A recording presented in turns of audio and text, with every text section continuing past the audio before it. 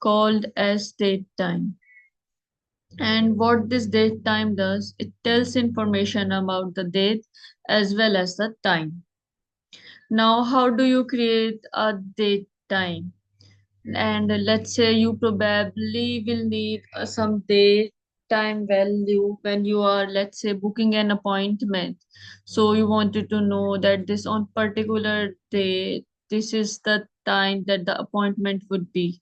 Or if there is a meeting, you want to know what day and time. So this is the data type that will be used to store those kind of values. Now, how do you create a date time value?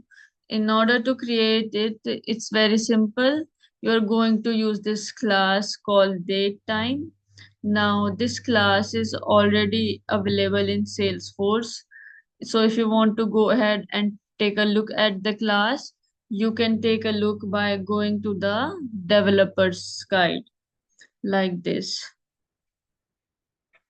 You can type DateTime class in Salesforce, DateTime class in Salesforce, and you can go to this link. It will take us to the developer guide. And here you will get all the different methods that are available in the DateTime class. So these are the different methods and how to use each of these methods. You can click on one of these and you will be able to look at these examples. So this is going to be our base for learning the DateTime data type. So now going back here, so how do we create a DateTime value? In order to create it, we are going to use this class called DateTime, and there is a method called new instance. Now this method takes these values, which year you want to construct the date time for, the month, the day, hour, minute, and second. So this is what you're going to pass, and it is going to return you the date in the GMT format. GMT means Greenwich Mean Time. So that's what the format it's going to return you. So this is how you create a date time value. Now, the next thing is that there are different methods, as I have told you, which are available in DateTime class.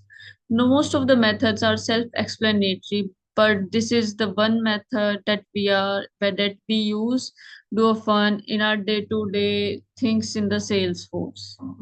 So the method is called the format. Now, what does this method do is converts the date to the local time zone. So if the user is in central, it will convert the date to a local time zone, but it will going to return you in a string. It will not return you in a date time or anything. It will return you in a string. So it converts the date into the local time zone and returns the converted date as a string using the locale of the current context user. So if the time zone is not available or if the system cannot determine what time zone, it is going to return you in the GMT. So similarly, we have created a date time instance.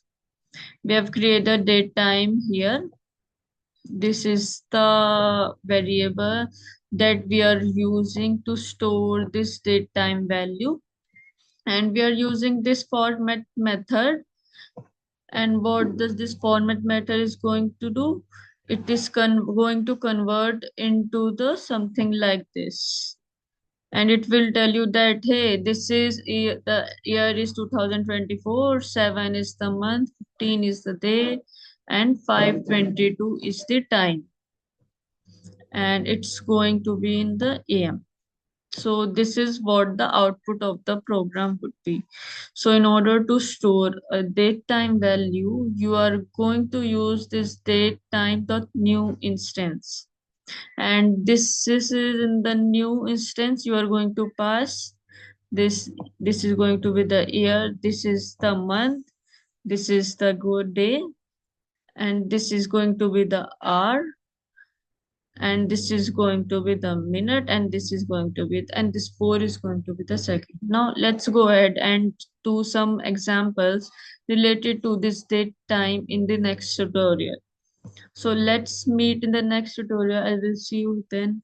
Thank you. Bye. Have a good day.